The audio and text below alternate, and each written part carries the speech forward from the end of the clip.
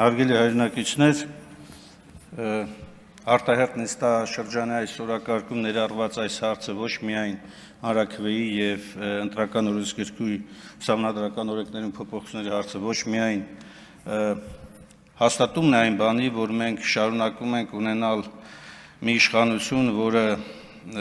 անտեսում է բոլոր սահմանադրական կարգավորումները, հանրությանը հաշվետու լինելու պարտավորությունը, ավելին ներկայացված նախագծով, որն առերևույթ հակասահմանադրական հստակ ուղղվածություն ունի, փորձ է արվում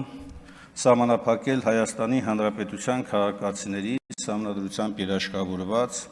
և որևէ սահմանափակման ոչ ընդհակա այս իրավունքը։ Ավելին, այնինչ կառավարության ներկայացուցիչն է այստեղ արձագանքում այս հարցի վերաբերյալ իմ հարցադրմանը, հաստատումն է այն բանի, որ ակնհայտորեն անտեսված է նաև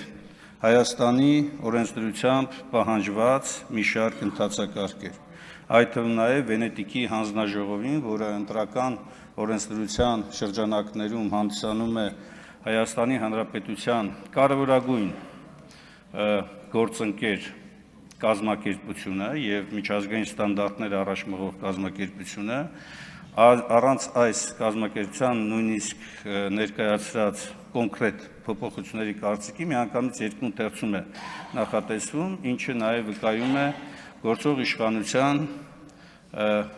հակապետական մտածողության մասին։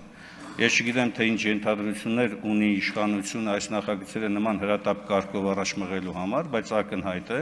որ հիմնարար իրավունքի նման կարգով ոտնահարումը ևս մեկ ապացույցն այն բանի, որ ՔՊ-ն որևէ առնչություն չունի մարդու հիմնական իրավունքների հետ։